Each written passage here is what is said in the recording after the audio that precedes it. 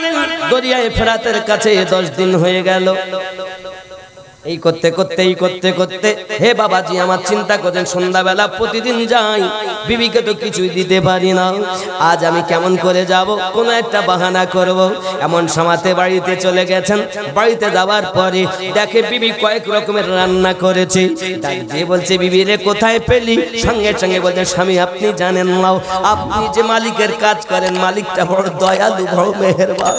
4টে মানুষ পাঠিয়ে দিয়েছে, একজন 1 বস্তা আটা এনেছে, একজন 2 হাতে করে ঘি আর মধু এনেছে।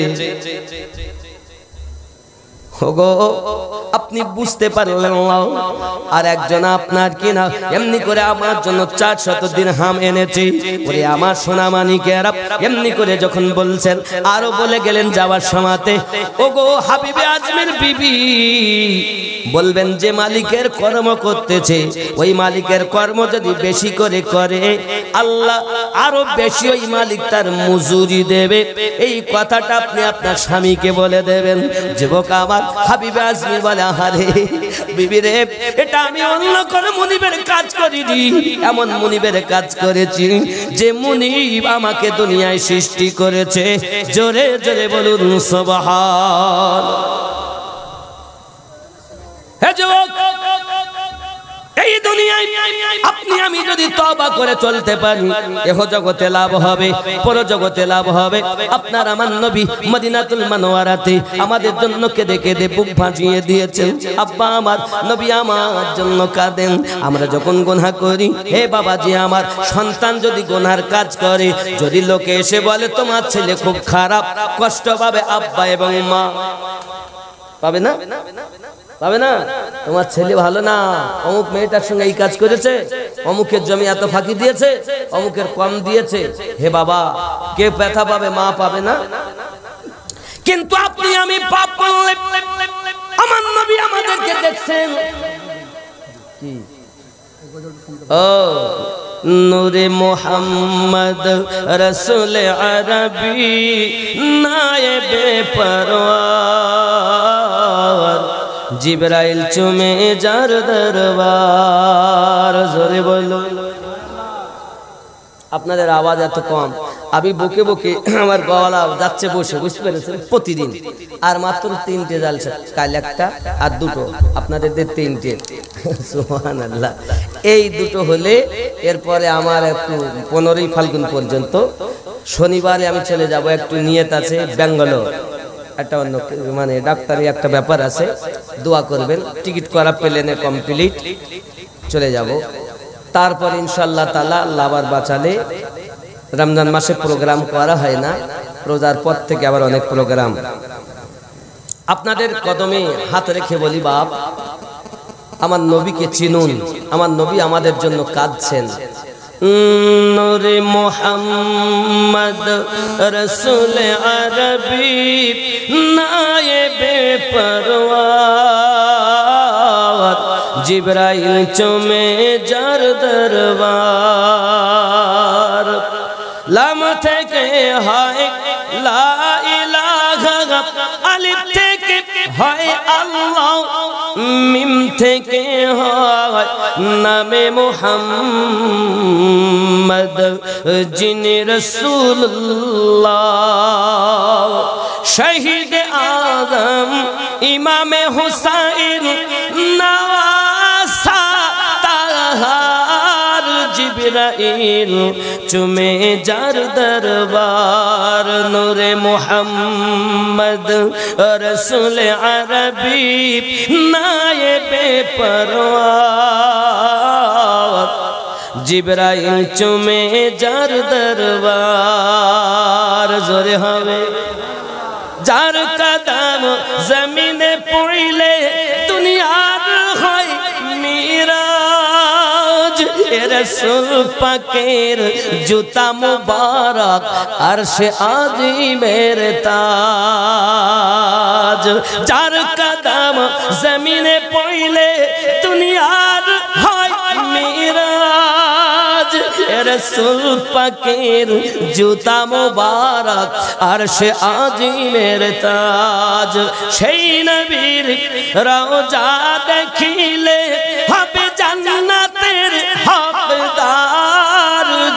জিবরাইল চুমে যার দরবার নূরে মুহাম্মদ রসুল আরবি নায়েবে পরওয়ার জিবরাইল চুমে যার দরবার আল্লাহুম্মা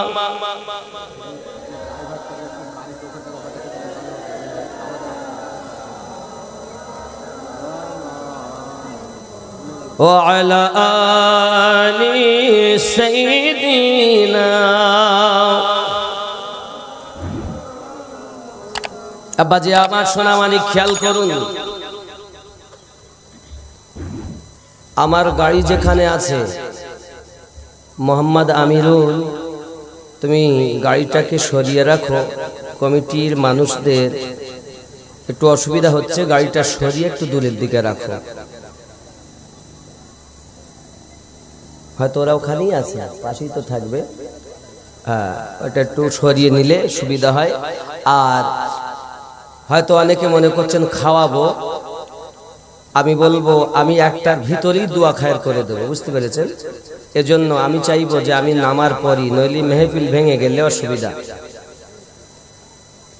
কথা বুঝতে পেরেছেন এজন্য অবশ্যই খেতে হবে খাওয়ার আয়োজন কতটা 14 মন মনে হয় গোশত খাওয়ার আইটেম খুব সুন্দর ইনশাআল্লাহ আমিও খাইনি আপনারা চিন্তা করেন আমি হয়তো গিলেটাই এসেছি না আমিও খাইনি চিন্তা নাই আপনাদের আমি শুধু চা খেয়েছি আমি নাস্তাও করি চা নাস্তা বলতে চা কথা বুঝতে পেরেছেন চিন্তা নেই আমি যদি না খেয়ে বসে আল্লাহ আল্লাহ রসুলের কথা শোনাতে পারি বলি আল্লাহর কথা শোনাতে পারি আপনারা আর 1 ঘন্টা বসে থাকতে পারবেন না 1 ঘন্টা পর সকল খেয়ে যাবে রাজি আছেন রাজি আছেন জোরে বলুন সুবহানাল্লাহ আরো জোরে বলুন সুবহানাল্লাহ তুমি নিজেকে গোলাম বানিয়ে নাও কলব রূহ সির খফি আকফা 5টি লতিফাকে জিন্দা করে নাও বাবা তোমার ভিতরে কলব দিয়েছে আল্লাহ হৃদপিণ্ড দিয়েছে দিলটা দিয়ে তুমি চিন্তা ভাবনা করো আল্লাহ পাক বলেন লাহুম কুলুবুল্লাহু লা ইয়াফকাহুনা বিহা আমি আল্লাহ অন্তর দিয়ে চিন্তা ভাবনা করে না হে যুবকেরা পৃথিবীর সরজমিনে যদি আপনি আমি একবার চিন্তা ভাবনা না করি সব কিন্তু বেকার হয়ে যাবে কল বাম স্তনের 2 আঙ্গুল নিচে রূহ ডান স্তনের 2 আঙ্গুল নিচে হে যুবক আমার মানুষের ভিতরে রোগ এই রোগ থেকে নিজেকে মুক্ত করতে হবে যেদিন আপনি আমি রোগ থেকে নিজেকে মুক্ত বানাতে পারবো ওই দিন আমি আল্লাহ ওয়ালা হব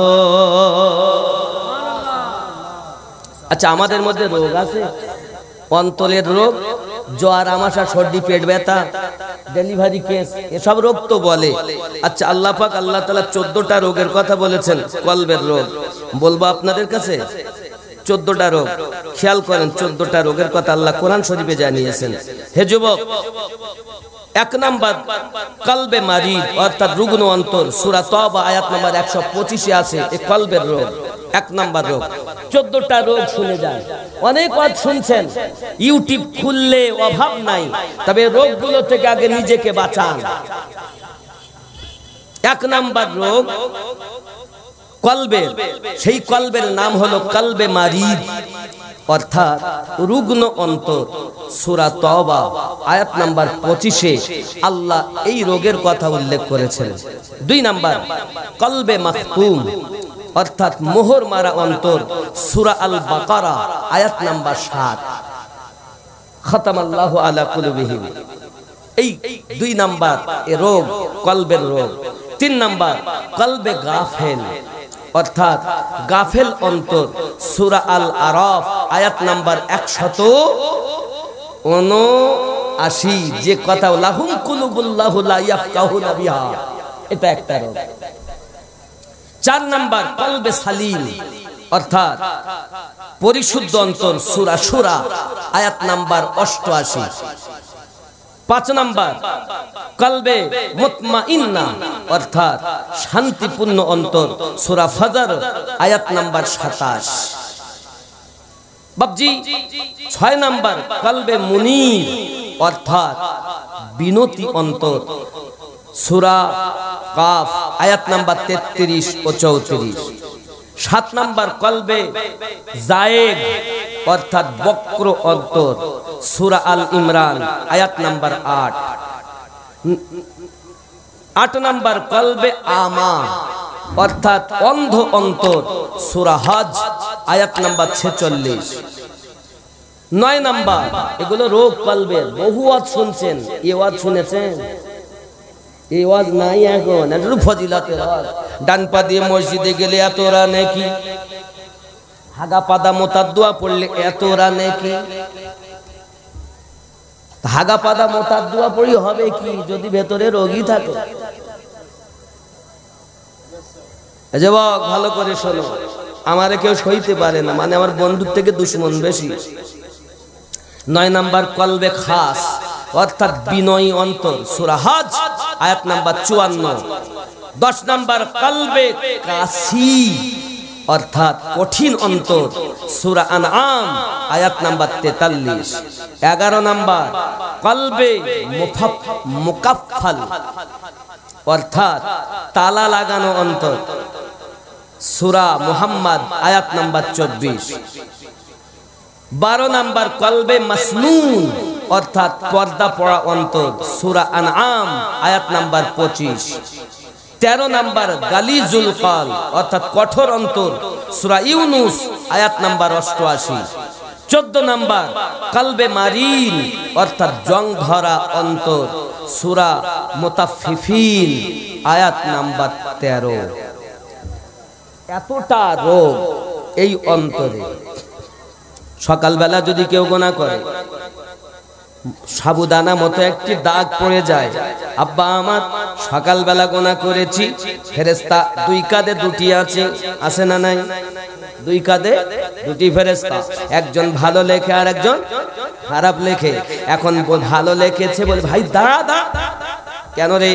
সকালবেলা ভুল করেছে, হতেও পারে জোহরের সময় নামাজ কালাম পড়বে, তওবা করবে, তখন আর তো লিখতে হবে না।